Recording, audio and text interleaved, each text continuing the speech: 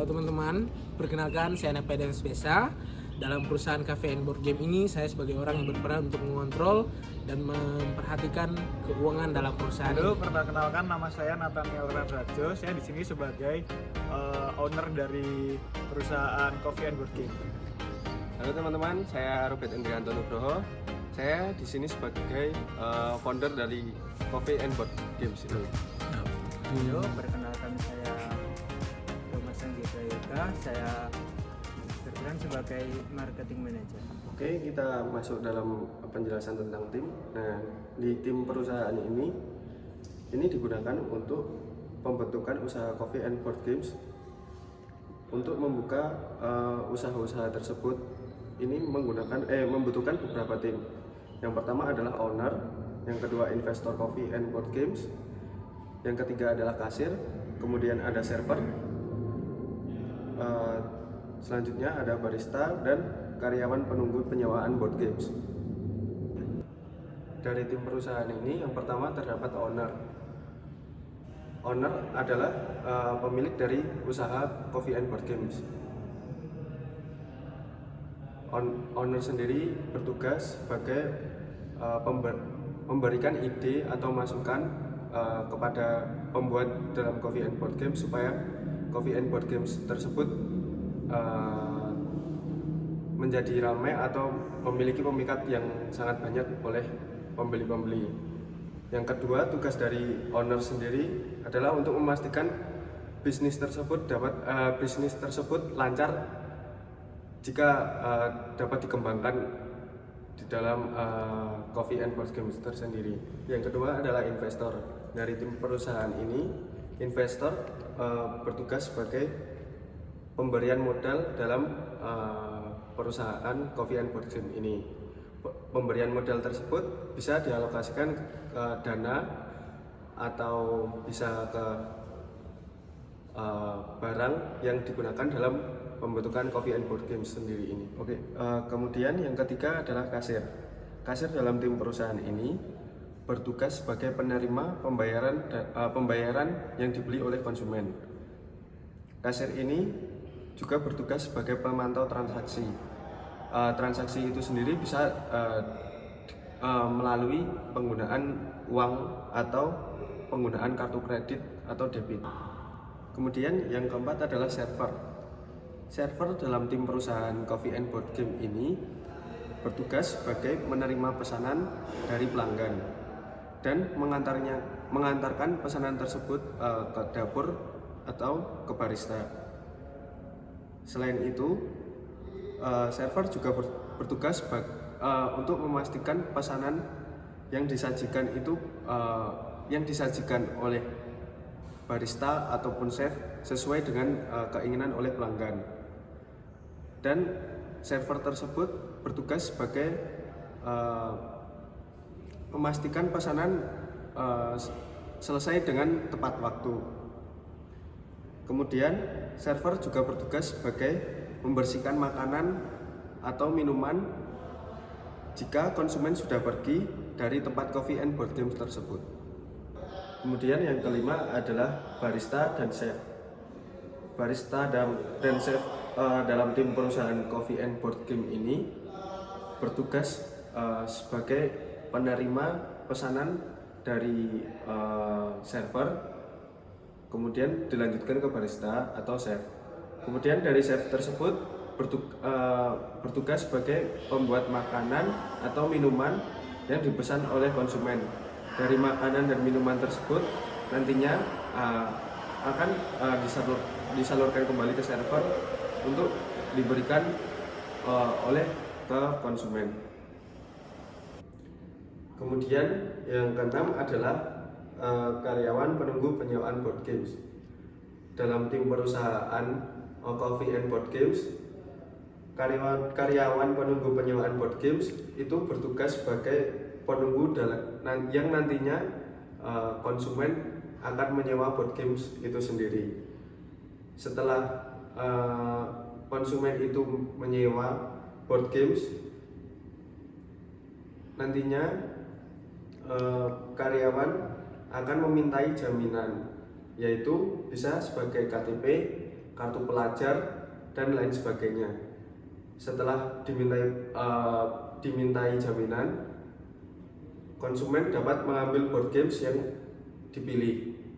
Selanjutnya, setelah selesai untuk memainkan board games, nantinya konsumen akan mengembalikan dan karyawan penunggu board games akan mengembalikan jaminan.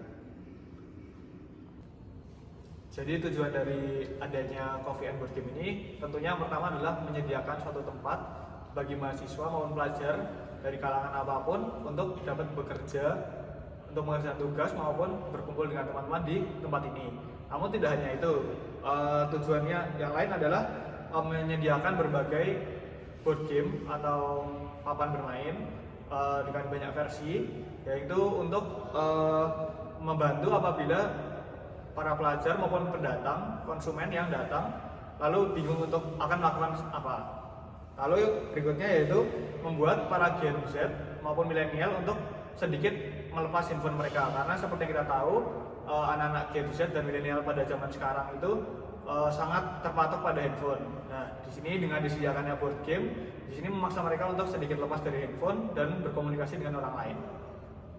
Jadi ada beberapa masalah yang timbul yang menyebabkan tujuan yang tadi saya jelaskan itu muncul.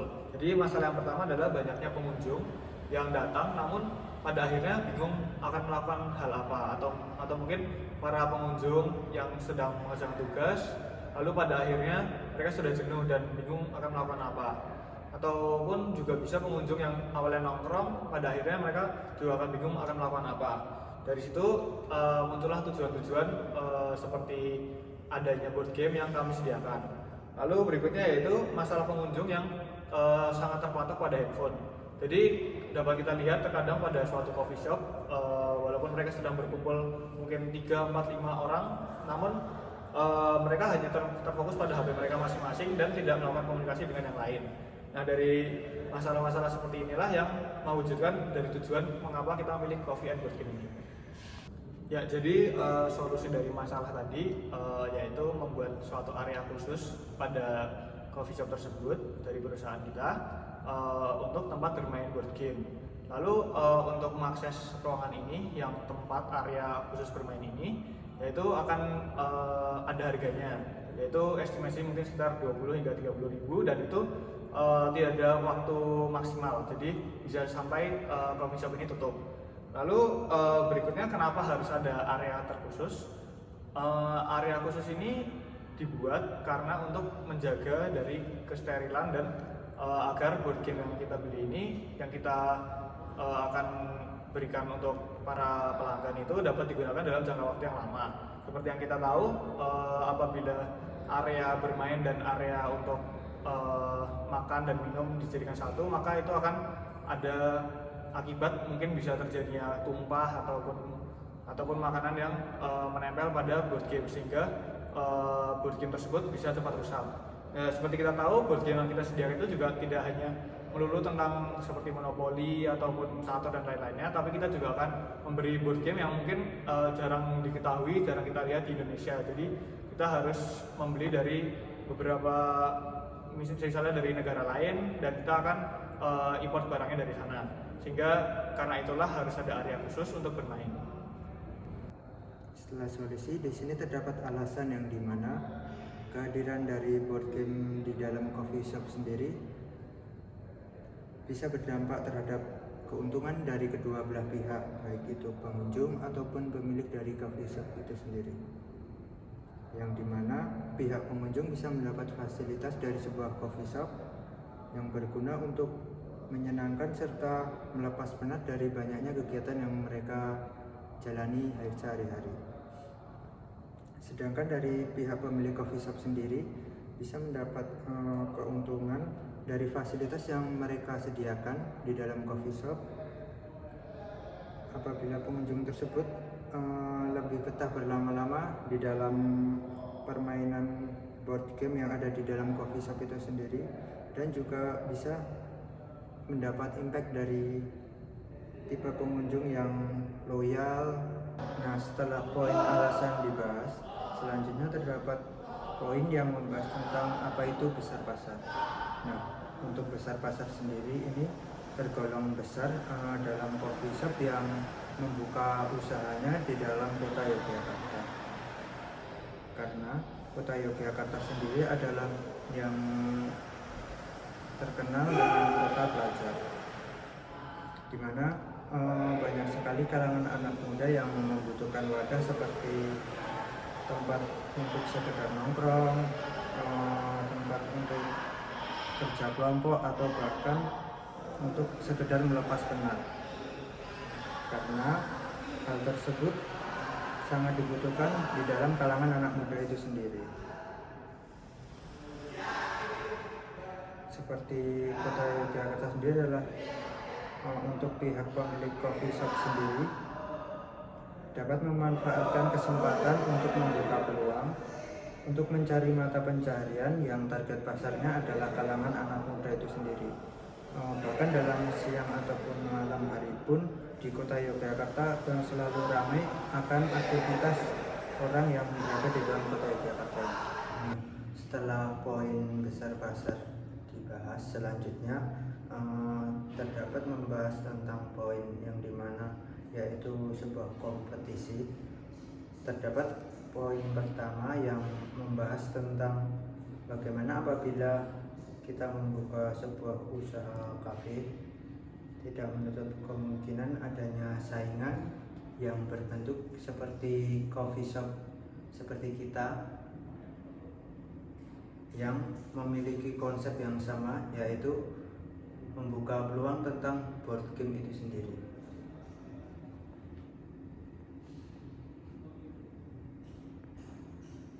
Terutama di kota Yogyakarta itu sendiri menjadi peluang yang bagus sebagai mata pencaharian yang baik untuk dilakukan sebuah pembukaan untuk coffee shop yang berada di dalam kota Yogyakarta ini.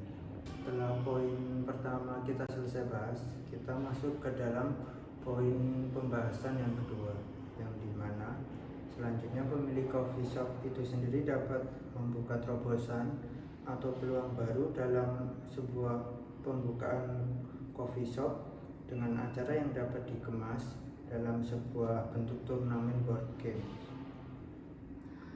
Karena dengan adanya turnamen board games dapat menarik minat pengunjung dalam sekedar mereka mencari pengalaman ataupun mencari kerabat-kerabat baru yang terdapat dalam tempat board game itu sendiri yang di dalam coffee shop.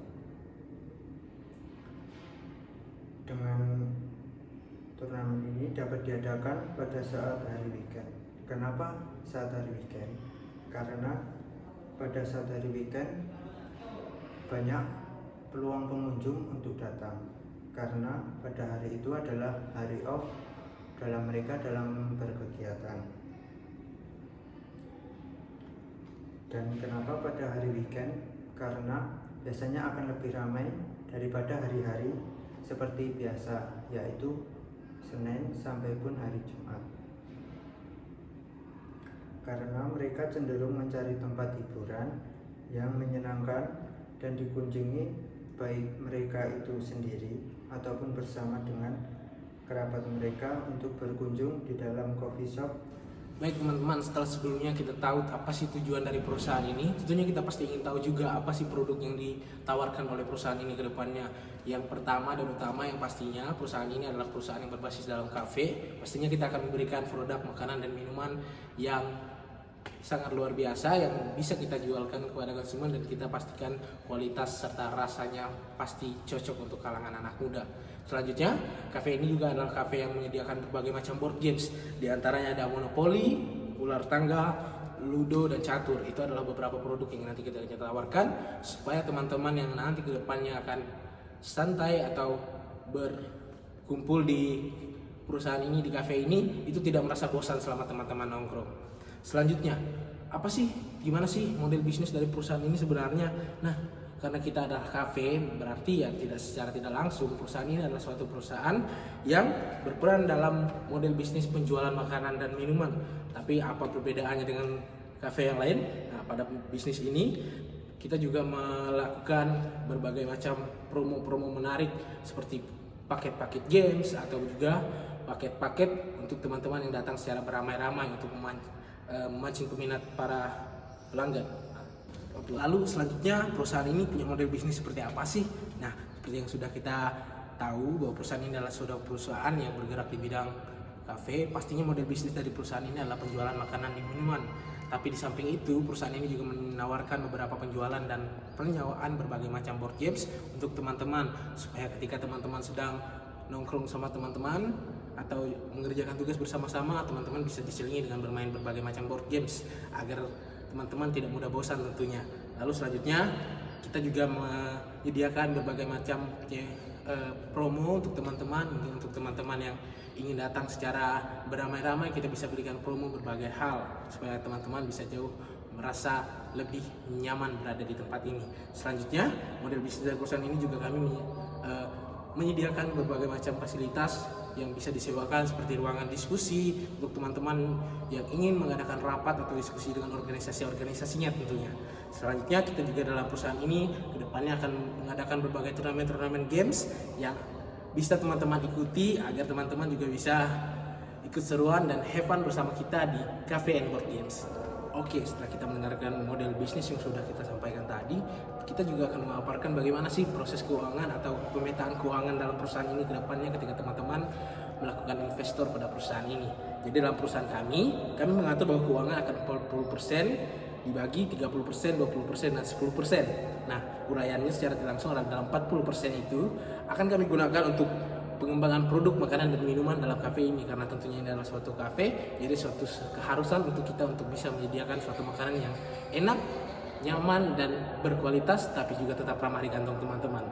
Selanjutnya 30% keuangan yang kita miliki nantinya akan kita gunakan untuk meng-hire karyawan berbagai keperluan kita, mulai dari penyaji, chef, bahkan pembuat kopi dalam perusahaan kita.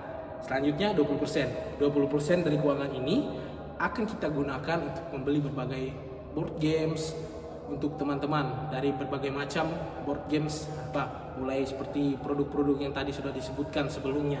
Lalu selanjutnya 10%. Nah, 10% ini dari keuangan ini kita akan gunakan untuk pemasaran juga promosi. Kita akan mengadakan pemasaran dan promosi juga dengan berbagai cara, khususnya digital marketing teman-teman, karena saat ini kita bisa melakukan marketing melalui media sosial dengan baik, dan itu adalah pemetaan bagaimana keuangan dalam perusahaan ini akan kami berikan.